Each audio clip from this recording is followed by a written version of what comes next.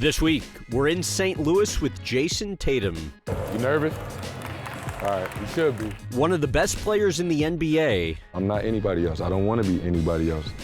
You know, I hold myself to the highest standard. He reflects on a season that finished just short of the ultimate goal. Can I be the best player on a championship team? Because not many guys can. And details the time Duke's Mike Krzyzewski stopped by for a recruiting visit. I couldn't believe it.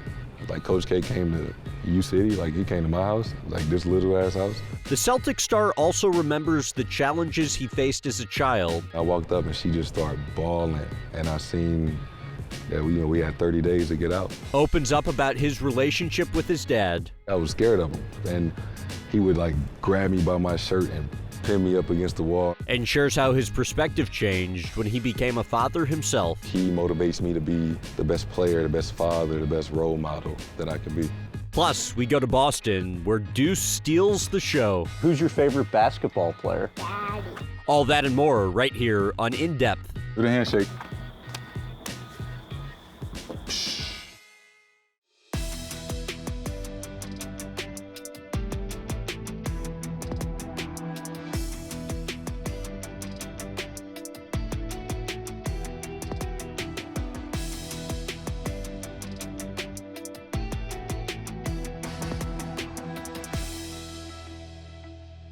So your mom had just graduated high school.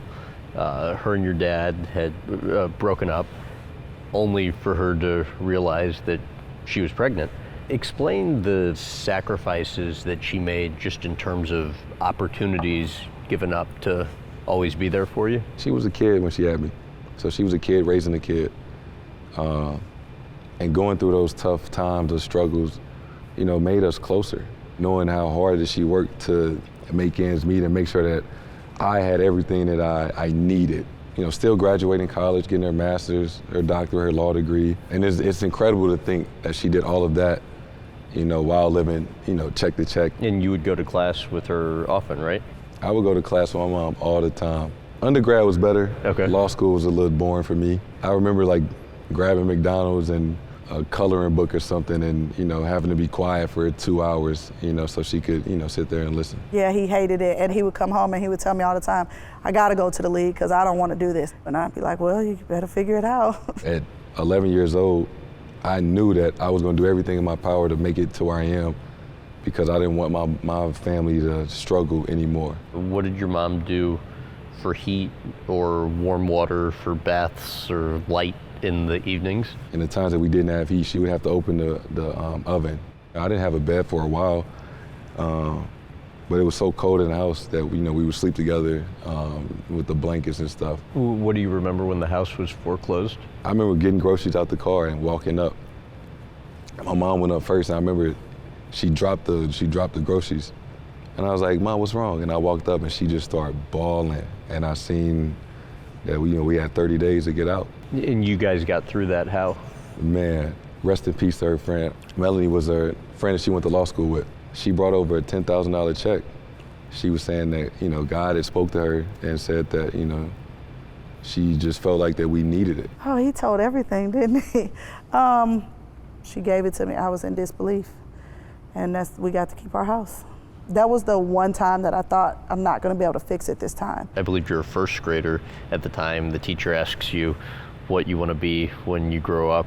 What did you say, and how did your mom end up needing to get involved?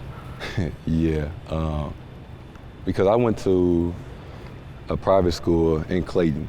I might have been the only black kid. There was only 2 of us. So there was always the intimidation factor. Then being in a classroom where kids wanted to be doctors or lawyers because that's what they saw growing up. And then I said, I want to be an NBA player. I want to be the best player in the world. And she said, you know, you need to be more realistic. You know, that's probably not going to happen. And I remember everybody laughing. And that was like one of the lowest points. It crushed me. And, you know, as an 8, 9-year-old kid, you know, I cried. And I remember my mom wiping my face and telling me that she told me, she was like, remember this moment. You know, never let anybody tell you what you can or can't do. What did you say to the teacher? I told her, don't you ever tell my child that he can't do something, and don't embarrass him, don't, you know, shoot down his ideas. And I told her, I'll tell him that when I'm at home, telling him he could be the president if he wanted to be. Let's hear it for Jayson Tatum. Determined to help other kids follow their dreams, Tatum hosts annual camps in the St. Louis area, including at his high school, Chaminade. You nervous? All right, you should be.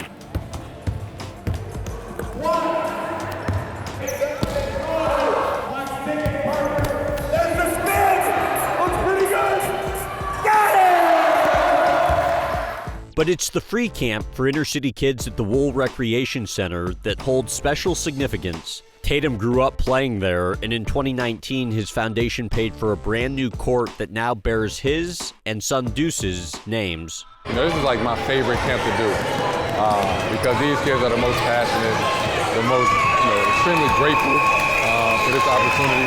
What is some advice that you would give us as young basketball players? You can never dream too big. I used to come here every day and have dreams of being on TV, dreams of being in the NBA. So coming back to show you guys that it's possible. So tell about where we are right now. It's a computer lab. A lot of these kids around this neighborhood never use a computer. So this was important to me to give kids that knowledge and show them those life skills that they're going to need that nowhere else really in the city provides. And you have pretty ambitious goals for the foundation too. Yeah, man, one day I would love to open up a school in St. Louis, right? And help, get kids underprivileged kids to college. Sometimes being around this neighborhood and college is so far-fetched in their mind. And it shouldn't be. Every kid should have equal opportunity. I feel like I missed out on a father-son relationship, because it was just all basketball. Explain the texts that your mom will send you sometimes during NBA games. There were times my first 3-4 years in the league where I might not be as aggressive as I should be, or I got 7 points at halftime. She'll send me these long messages. You need to do this, you're not doing this. If this how you gonna play, me and Deuce will watch something else, we'll watch a movie. And then at the end of the game, I have 40. She was like, well, if you play like this in the first half, you could have scored 80. I'm like, Ma, that's not how it works. Deuce can go to bed. It's late. if you're not gonna, give a good effort, but it was all meant to just light a little fire up under and motivate him. Neither one of my parents ever were soft or took it easy on me. They were extremely tough on me. Your best friend Brandon, interestingly, told me in his words that you actually hated having your dad as coach earlier in life. Why?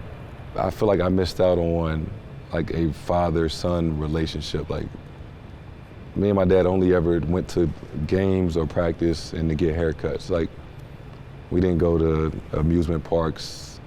We didn't go to picnics or fishing or really have father-son talks because it was just all basketball. And I felt like he didn't like me as a kid because he was so mean to me. My dad's 6'6", 240. I was a kid, I was scared of him. And he would grab me by my shirt and pin me up against the wall and cuss me out in front of everybody, and I would be bawling, crying. What would he say? He would always tell me I was soft, I wasn't gonna make it, I wasn't gonna be nothing. Embarrass me, humiliate me, throw the ball at me. But then I would come out at halftime and I would outscore the rest of the team and we would win.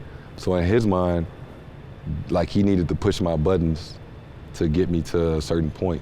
Why do you think he wasn't around as much growing up, or why you didn't have a room at his house?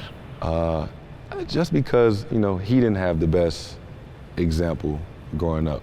Right? His dad wasn't around, so he didn't necessarily know how to be a father. How do you think that has impacted you as a parent? I always saw my friends with their dad and how, their relationship was bigger than basketball. And I was like, if I ever have a son, I'm gonna make sure that we are best friends because I wanted what I didn't have. You just turned 19, your high school girlfriend tells you she's pregnant.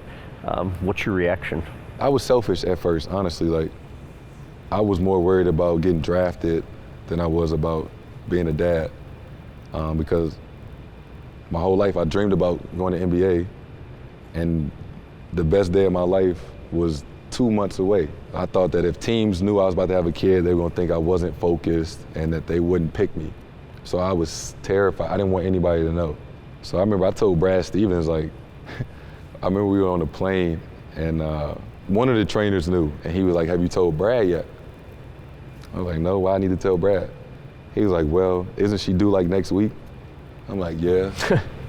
He's like, you might miss a game. I'm like, oh, So I go in the back of the plane, I'm like, Brad, I'm expecting the child. He was like, oh, really? And I was like, yeah, she lives in Boston, she's due next week, so I just wanted to tell you. He was real supportive. Deuce, you excited to go to Miami? It's a good pool. So you can go swimming. I will go swimming at my daddy and me. He changed your life how? He made me grow up faster and mature, because with all this newfound fame and success and money at 19, that's a lot to handle. He motivates me to be the best player, the best father, the best role model that I could be. Deuce thinks he's the best thing that God ever created, so they're a lot alike, and neither one of them show me any attention when the other one's around, so Deuce will wait up till 2 in the morning if he can, and he will sit and look out the door waiting on Jayson to pull up home after a game. I'm just blessed to be able to watch it. I love Coach K, but he cusses a lot. He's like, you soft-ass St. Louis kid. He's like, I should have left you in St. Louis if you was gonna play like this. You should have never came to Duke. Gonna try to block me. Do I want to block? I'm sure I can't. You think you can score on him? Dribble. Step back. Yeah, you missed. Cardinals or Red Sox? Cardinals. Gooey butter cake or Boston cream pie? Gooey butter cake. Finals trophy or Olympic gold? Finals trophy. MJ or Kobe? MJ. Drake or Nelly? Nelly. Dunk or three-pointer? Three-pointer. Christian Louis Vuitton or Louis Vuitton? Louis Vuitton. A star at St. Louis powerhouse Chaminade Prep, Jayson Tatum led the Red Devils to a state championship his senior season. He was named both a McDonald's All-American and Gatorade National Player of the Year, garnering attention from all the top basketball programs in the country, including Duke and Coach Mike Krzyzewski. Having Coach K at my house was, I couldn't believe it. Like Coach K came to U-City, like he came to my house, like this little ass house. Tatum picked Duke, averaging nearly 17 points per game as a freshman and racking up more than one memorable Coach K story along the way. What's the situation where he calls you a soft-ass St. Louis kid? I love Coach K, but he cusses a lot, for sure. We played at Virginia, ACC game. I wasn't shooting, but I was like making the right play. We were winning, so I come in the locker room. I'm upbeat. Like I don't care. I got 2 points. Like we winning. And I remember he came in. He just took his jacket off, and he threw it at me. He threw it right at me. He was like, "You soft-ass St. Louis kid." He was like, "I should have left you in St. Louis if you was gonna play like this. You should have never came to Duke."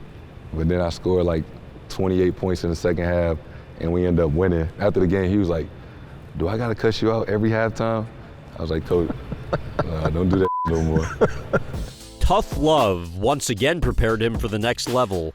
Tatum left college after one season and was drafted 3rd overall by the Celtics in 2017. Already a 3-time All-Star, Tatum led the Celtics to the 2022 NBA Finals, but Boston lost to the Warriors in 6 games. I want to read a quote from the Boston Globe. They wrote, "The Celtics' young superstar flopped on the NBA's biggest stage. His failure to launch and deliver when it mattered most was a cruel ending to a breakthrough season for the forward." Your thoughts?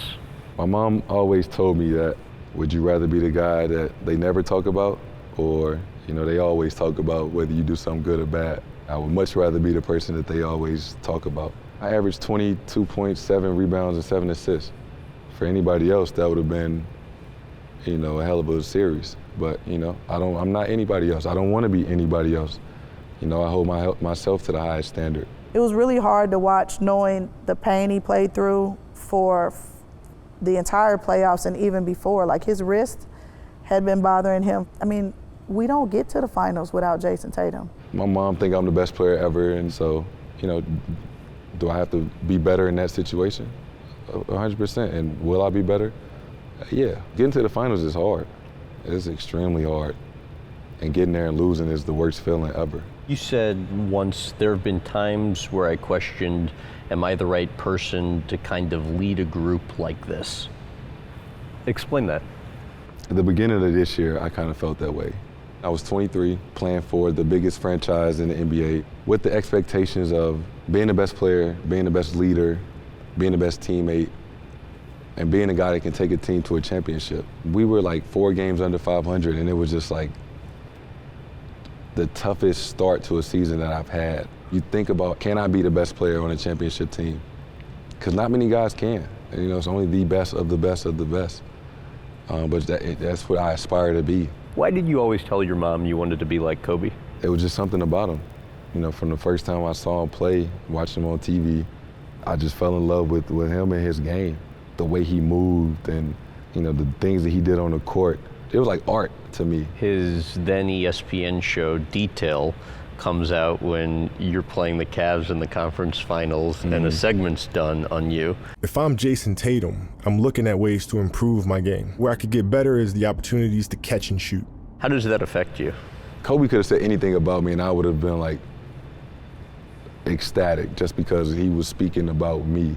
Like that the person that I grew up idolizing knows who I am. And then I had a text message from him.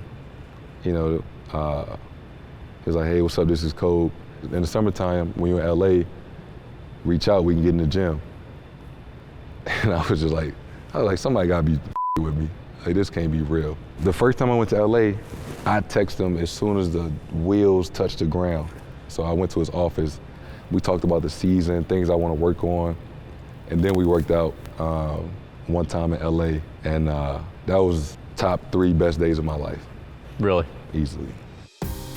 And I tell him, your dad is one of the best basketball players in the world, and he think he got it all figured out.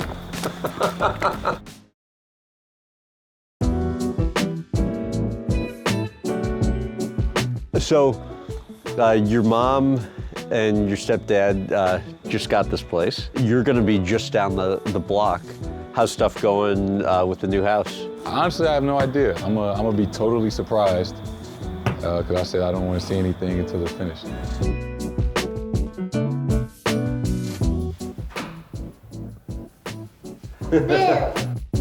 This is his play room and learning room. What's your favorite part of this room, Deuce? I like this Hunger Jam because watch this. Does that make you nervous ever? He does it all the time. You want to see a new room? Yeah. I heard it's amazing. I like it, but there's supposed to be 2 beds. There's only 1 bed. Because it's only one of you. This is my first time sitting in too. I like this. When we go on the road, one of our trainers, he always puts out postcards for us that we can write and send home. And I start sending him postcards. But you know, now he'll be able to see like when Daddy plays Memphis and how far it is from Boston. Oh, that's cool. What a fun place for him to grow up in. You don't say. He doesn't necessarily understand what it took to get this. That's why I like bringing him to the games, you know, and I like taking him to the gym with me while I work out and in the weight room. And just kind of show him that, you know, this is what Daddy does so that we can have all of this. What's your favorite game to play out here with Deuce? Playing one-on-one is fun. Sometimes we get into it because he don't like to listen. No? And I tell him, your dad is one of the best basketball players in the world, and he think he got it all figured out. So I guess that's part of parenting. Everybody used to ask me, is he gonna play basketball? You know, I ain't want to force it on him because I play basketball, but naturally, him being at all the games, good shot. He tells me he wants to come play, so that's like music to my ears. I joke with him all the time that I was better than him when I was 4. I will show you how to get a bucket. Boo! As soon as I boo him, or if I be like, yo, you a bum, then he get mad. But as soon as I start talking trash to him. Then he'll make 5 in a row. Hey, Deuce, who's your favorite basketball player? Daddy. Dad. That's the easy one, right? Do the handshake.